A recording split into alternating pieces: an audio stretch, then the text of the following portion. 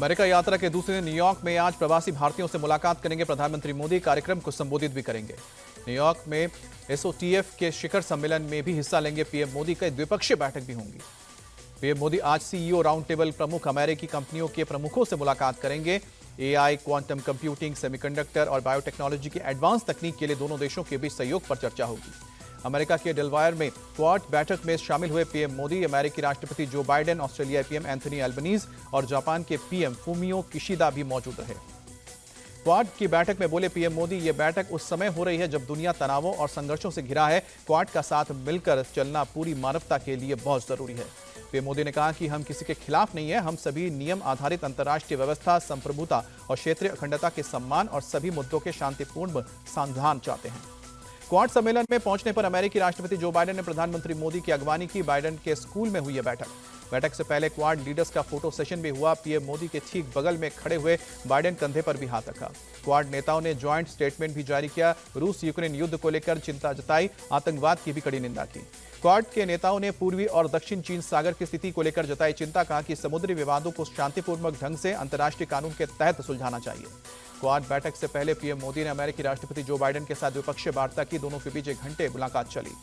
PM Modi ने द्विपक्षीय बातचीत को बेहद ही सकारात्मक बताया। एक्स पर लिखा कि हमें क्षेत्रीय और वैश्विक मुद्दों पर चर्चा करने का अवसर मिला।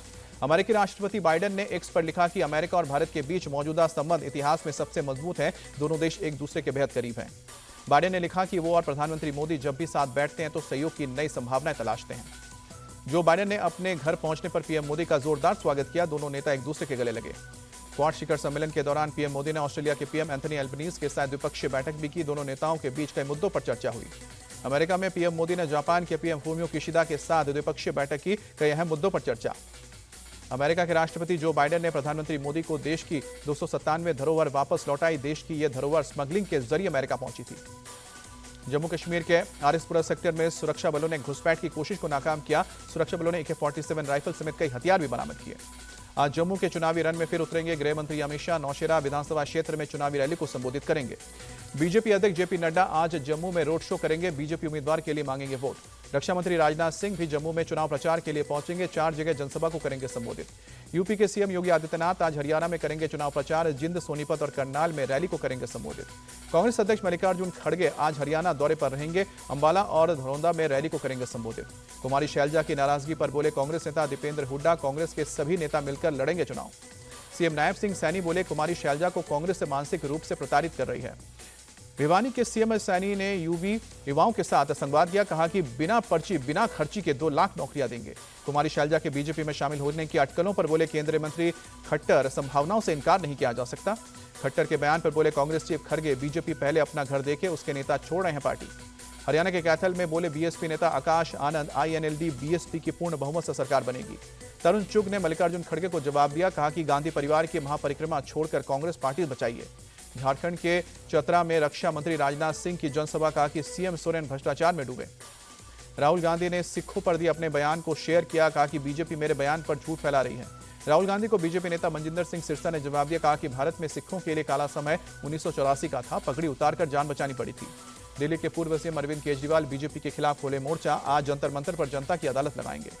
आतिशी कैबिनेट में मंत्रालय का हुआ बंटवारा। सीएम आतिशी के पास PWD, एजुकेशन समेत 13 मंत्रालय। मंत्री सौरभ भारद्वाज को शहरी विकास, हेल्थ, टूरिज्म समेत 8 मंत्रालयों का जिम्मा मिला। गोपाल राय दिल्ली के पर्यावरण मंत्री बनेंगे रहेंगे, साथ ही विकास और प्रशासनिक विभाग संभालेंगे। नेता प्रतिपक्ष विजेंद्र गुप्ता बोले दिल्ली सरकार अब रिमोट से चलेगी और रिमोट अरविंद के हाथ में है। तिरुपति लड्डू विवाद को लेकर आंध्र के डिप्टी सीएम पवन कल्याण ने 11 दिन का प्रायश्चित दीक्षा उपवास का ऐलान किया। कहा कि 1 और 2 अक्टूबर को तिरुपति जाकर भगवान का दर्शन करके क्षमा मांगेंगे। तिरुपति प्रसादम विवाद पर बोले गोरखपुर के सांसद रवि किशन, समय आ गया है कि शास्त्र के साथ शस्त्र चलाने का संत नहीं योद्धा बने। गाजियाबाद में फूड सेफ्टी विभाग अलर्ट। मोबाइल सैंपलिंग वैन के जरिए जगह जगह घी को चेक किया जा रहा है। बिहार के मुजफ्फरपुर रेलवे स्टेशन के पास ट्रेन का इंजन पटरी से उतरा, किसी के घायल होने की खबर नहीं। ओडिशा में आर्मी ऑफिसर की मंगेतर यौन उत्पीड़न के मामले में 7 आरोपी गिरफ्तार। कस्टडी में बदसलूकी पर 5 पुलिसकर्मी सस्पेंड। मध्य प्रदेश के छतरपुर में NCERT की किताब को लेकर विवाद। किताब के कंटेंट को लेकर एक शख्स ने उठाया सवाल, पुलिस ने केस दर्ज किया। यूपी के सहारनपुर में एक ही समुदाय के 2 पक्षों के बीच झड़प के दौरान फायरिंग और पथराव। मध्य प्रदेश के अनूपपुर में सोडा फैक्ट्री में क्लोरीन गैस पाइपलाइंस में रिसाव, करीब 10 लोगों की तबीयत बिगड़ी। हमीरपुर में पुलिस और लुटेरों के बीच हुई मुठभेड़, दोनों तरफ से हुई गोलीबारी, पैर में गोली लगने से घायल लुटेरा। गाजियाबाद के कौशाम्बी थाना इलाके में पुलिस ने बदमाशों के साथ मुठभेड़ किया। केतन नाम के बदमाश को गोली लगने के बाद पकड़ा गया।